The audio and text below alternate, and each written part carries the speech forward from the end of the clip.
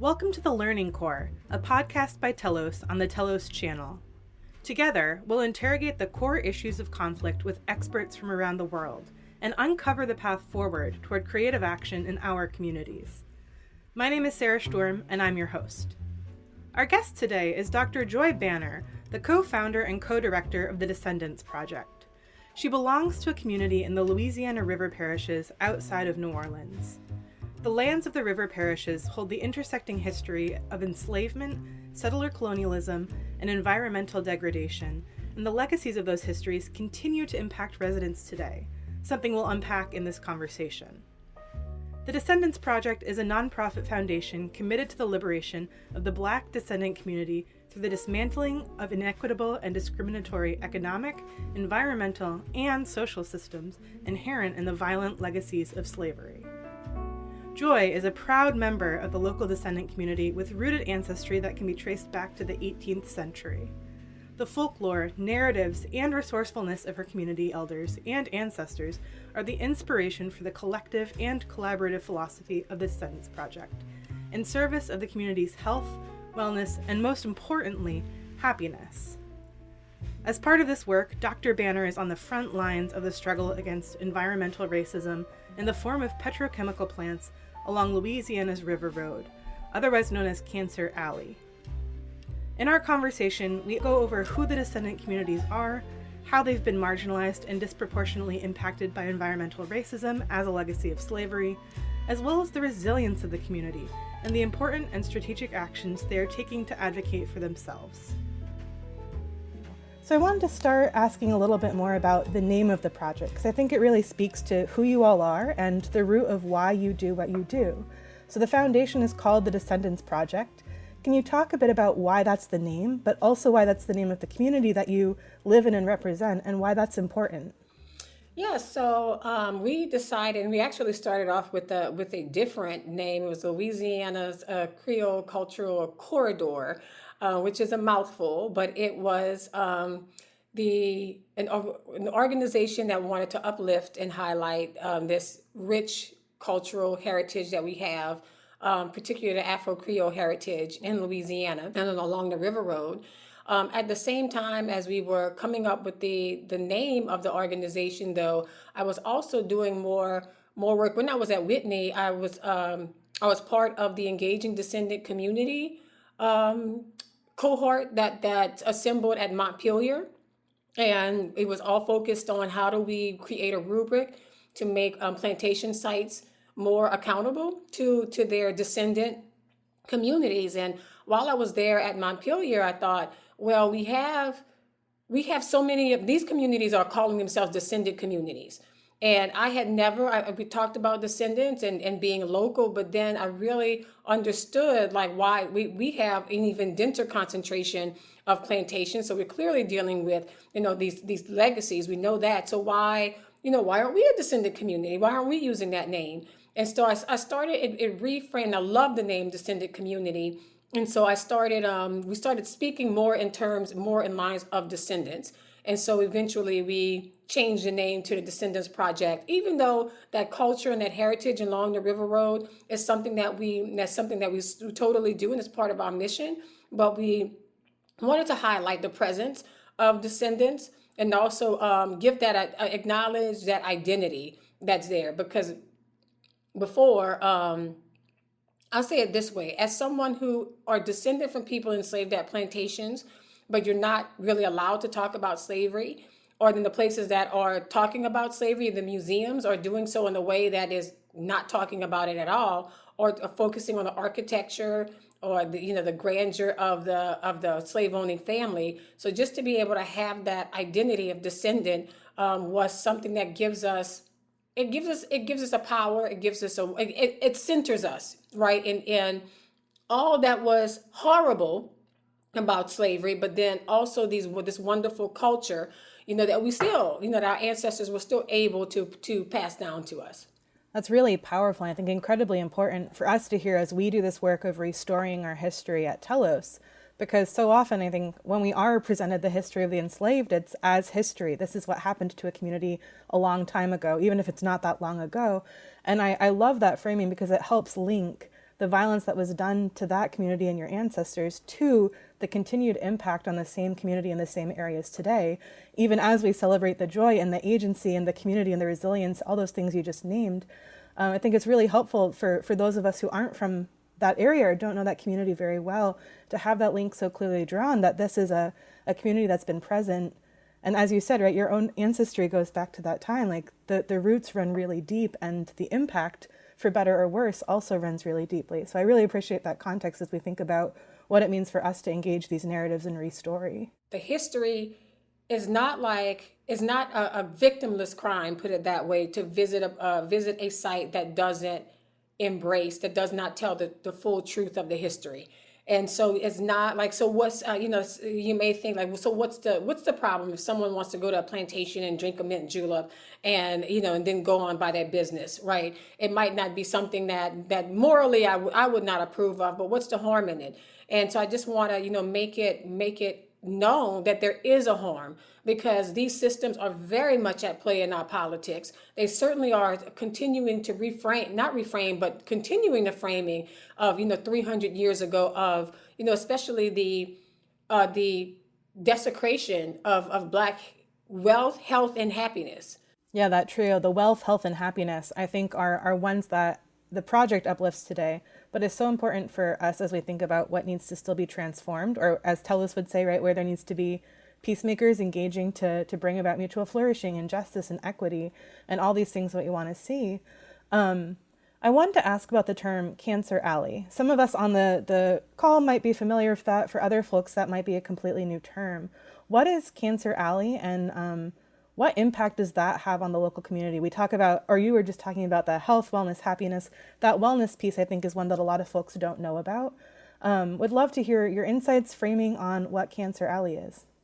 Yeah, so Cancer Alley is a stretch of the Mississippi River Road that extends north of Baton Rouge, if you know any of Louisiana's geography, and past New Orleans. So about 200 miles of river road with almost 400 facilities clustered within that stretch of highway. And so it, like the Mississippi River is a major transportation corridor as it was historically. That river has been altered and changed and industrialized itself to accommodate economy. And we still see when the plantations come in, who settled along the river for that reason, and also because of the rich soil of the Mississippi Delta, they developed the land for industry. Even though it was sugarcane or rice or cotton, that was still industrialization. The land had to be cleared, thousands of acres at a time. And then in the present day, we have large patches of land, if you want to call it that, large packages of land, I'd rather say, that are still owned by very few people. So it's very easy for industry to come in, site their industrial facilities because they had access to 1,000+ acres of land and only a couple of people to negotiate with. And as people that were descended from plantation owners, I think that this idea of I'm going to get money for this land that was always industrialized anyway, I think it was a natural fit for them. But maybe I shouldn't say natural. Maybe that's speaking about it too loosely. But I do, maybe it is natural. Maybe it is socialized.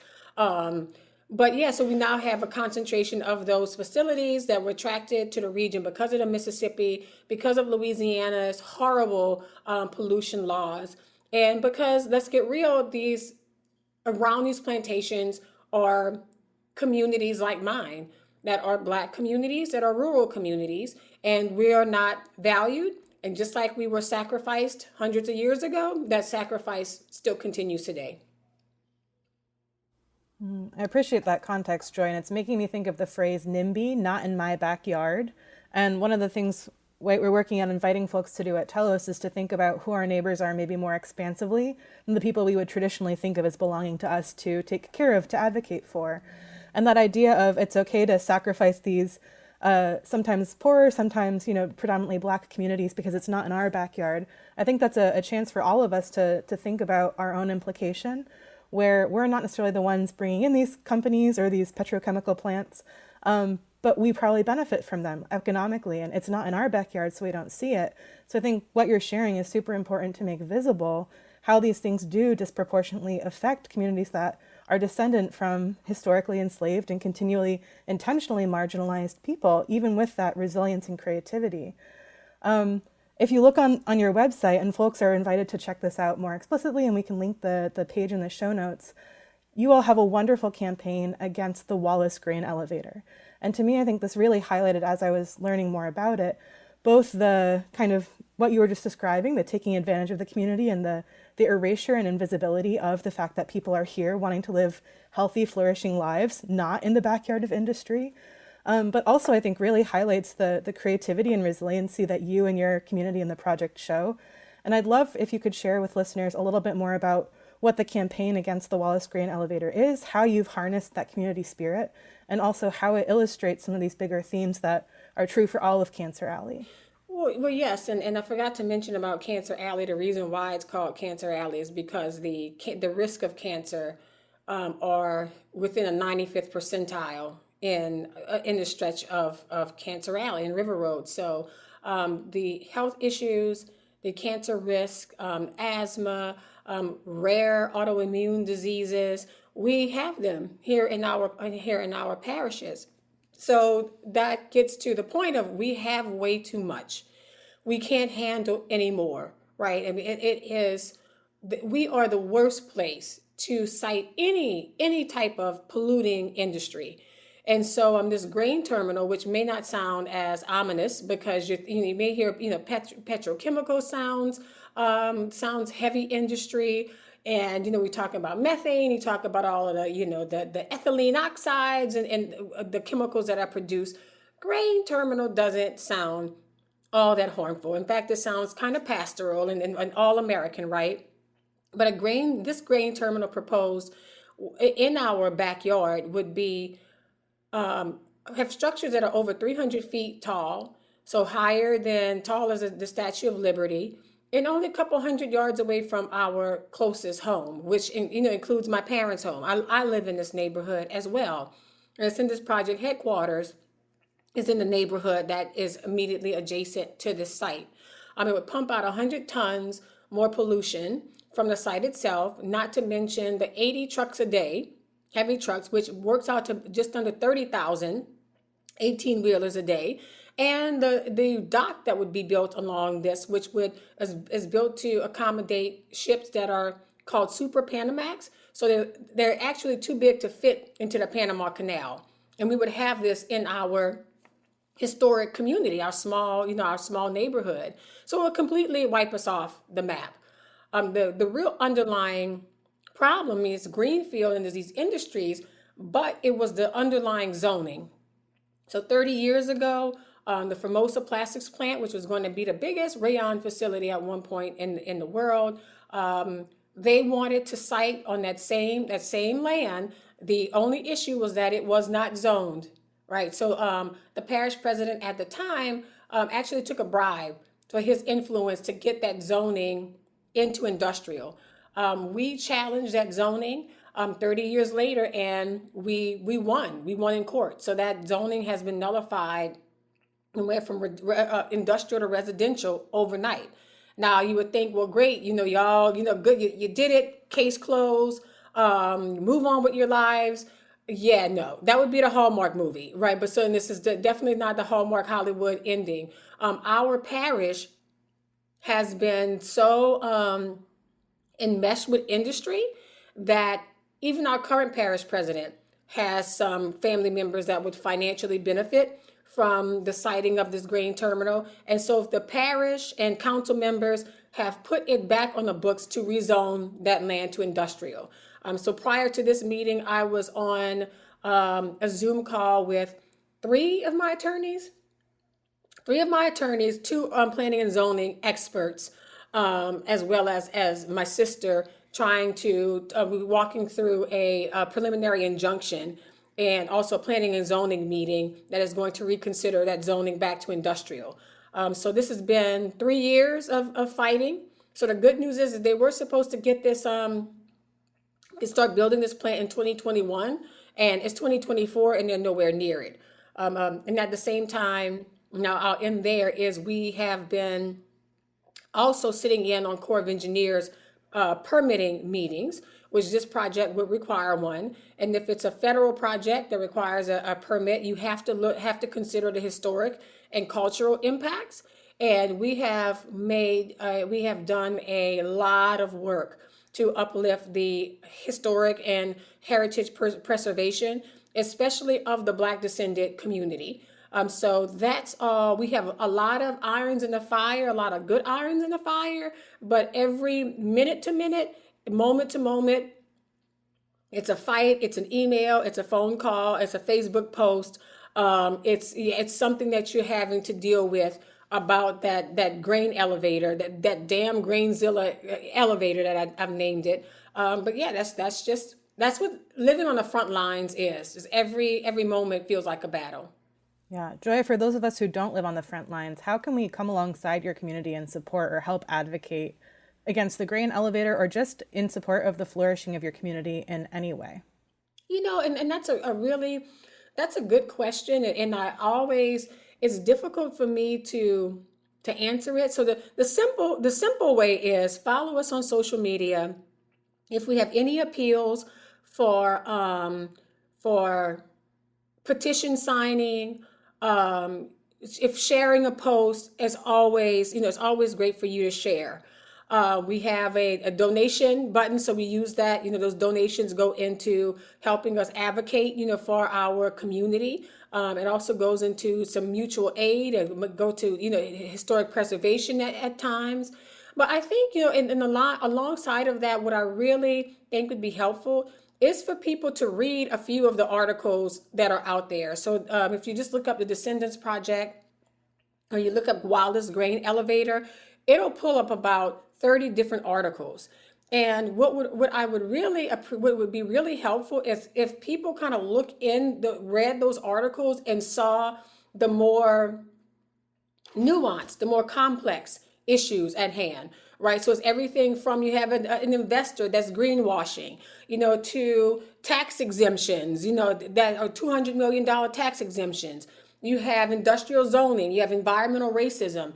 And I think looking at, what is the complexity of all of it, and then, finding out there's a way for me to support. Maybe there's a letter, maybe there's a member in Congress that would help with this particular. So really, I would appreciate taking a good 30 minutes to an hour of kind of learning the details of it and seeing if there is a way that there's someone in your network that would be helpful for this fight, because that's our number one, is protecting this community.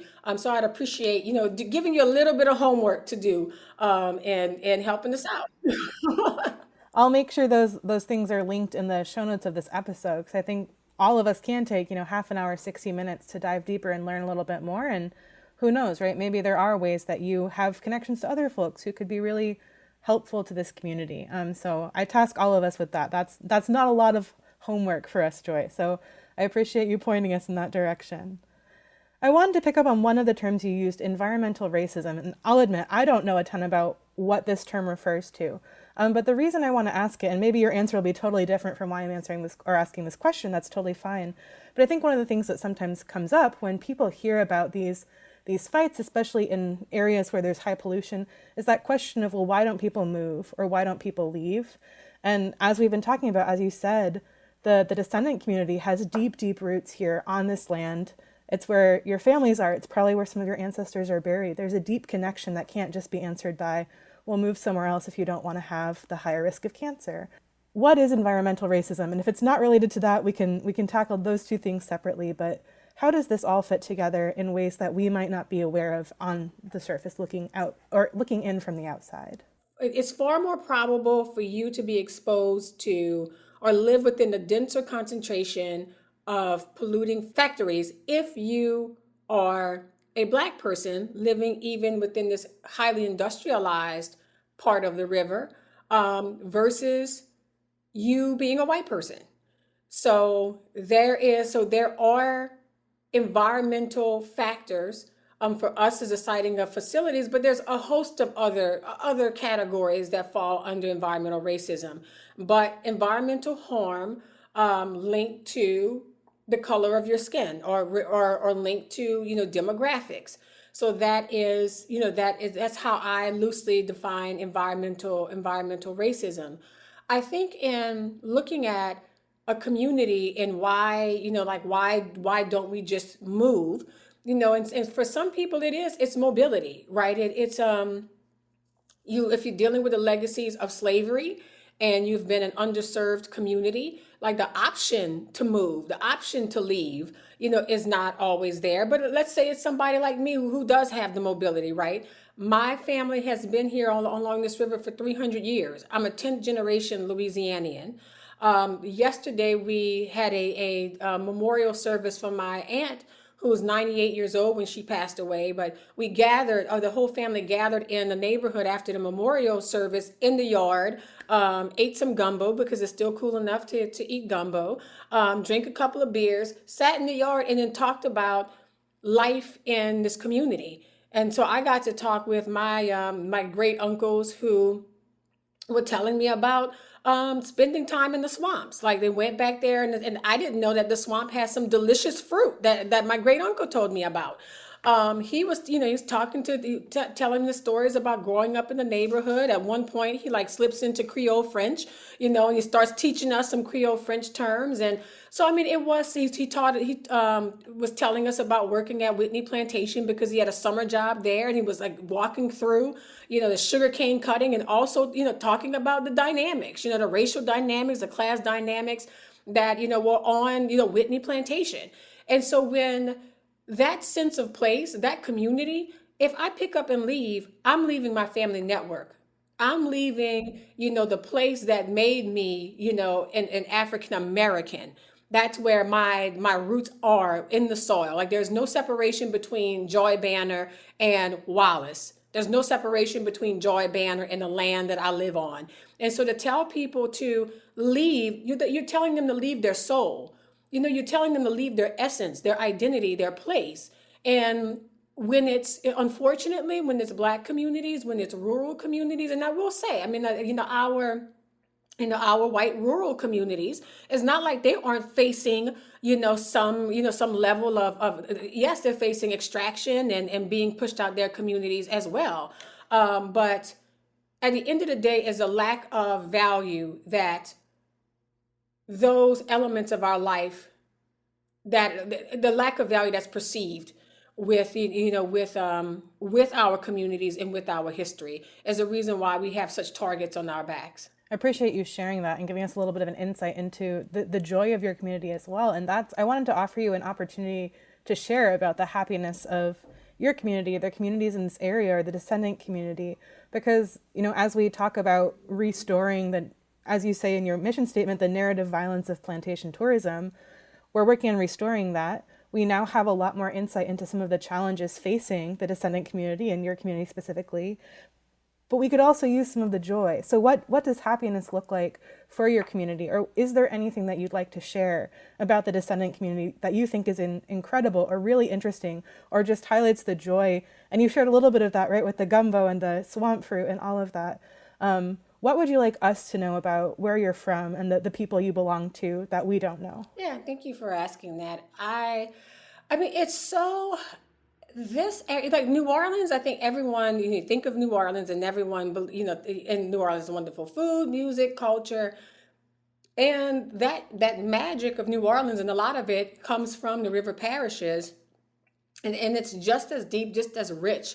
It's healing. And I had a relative of mine that's been struggling, with some tragedies in her life. One of those tragedies is her father being blinded in an industrial accident when she was a teenager. And now she's in her 30s, and she's realizing that she still had not dealt with that trauma and the trauma that it created in her family. So it ruined relationships, and she's just able to process it. Yesterday, sitting out in the yard, she was like, and there were tears and all, but she was like, I'm so glad. At first, I didn't think that I wanted to come out and be with people. I just didn't feel like it. But sitting here in the community with you all, it's so healing.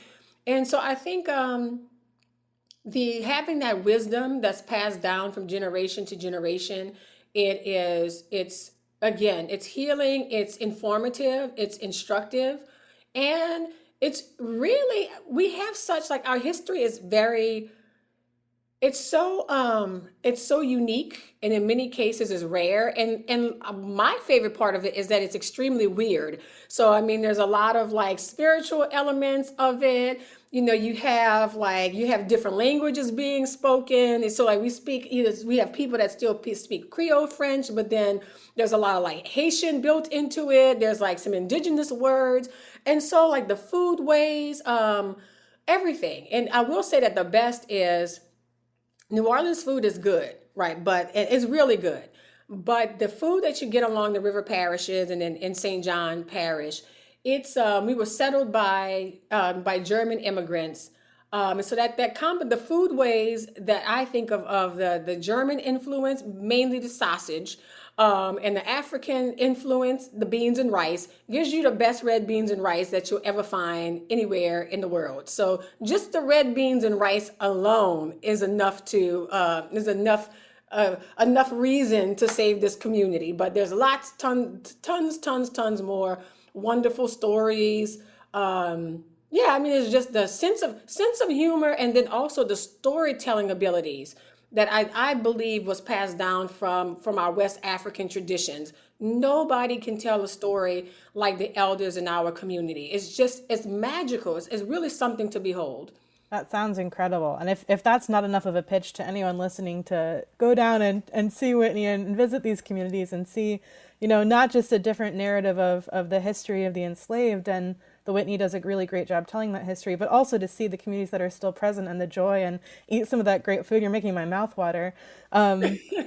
Check it out for yourself. I think there's something really powerful about being in a place and being there in an embodied way. Super grateful to you, Joy, to tell us about this as we sit in our homes or our cars kind of across the country.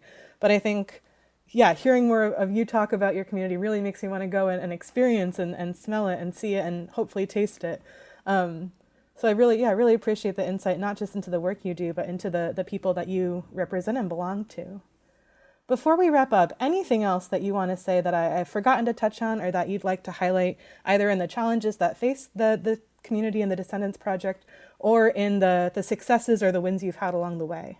And I think for me, I do also want to point out that surrounding these plantations, our area is actually a soldier's village. So African American Black Union soldiers who self-emancipated, joined the Union Army, fought for their freedom, and then came back and settled these neighborhoods.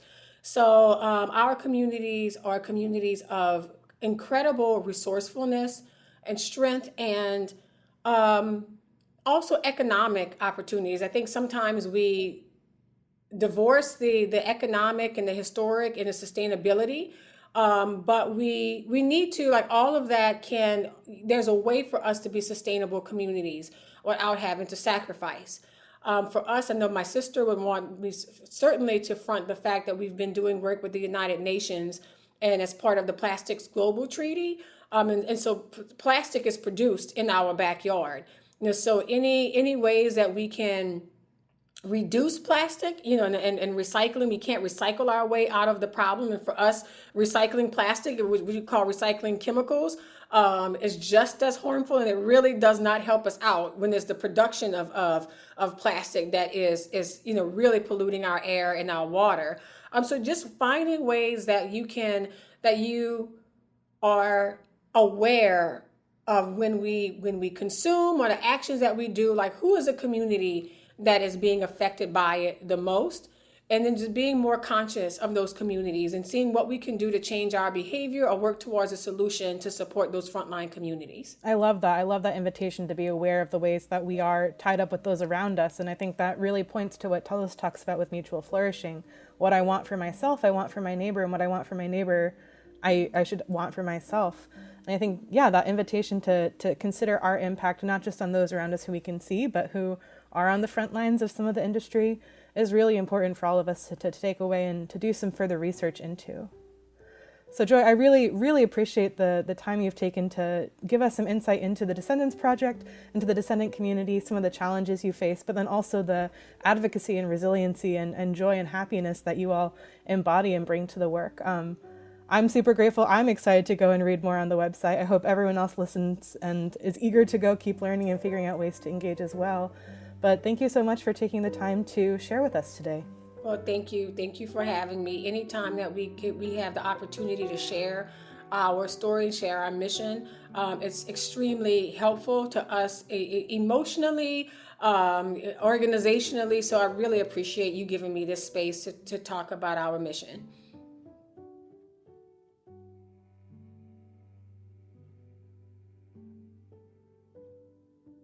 We hope you enjoyed that conversation with Dr. Joy Banner. The work of the Descendants Project invites us to center the leadership of the marginalized. In this case, those closest to the problems the impact heavy industry has on local communities are also the ones who have the biggest insights into the opportunities to harness their agency to take strategic action to transform the realities on the ground to reduce that impact. We invite you to keep self-interrogating the ways you yourself might fit into these systems, and challenge you to find ways to act in support of those who are disproportionately impacted by heavy industry and pollution, whether in the Louisiana River parishes or closer to home in your own backyard. Thanks for listening.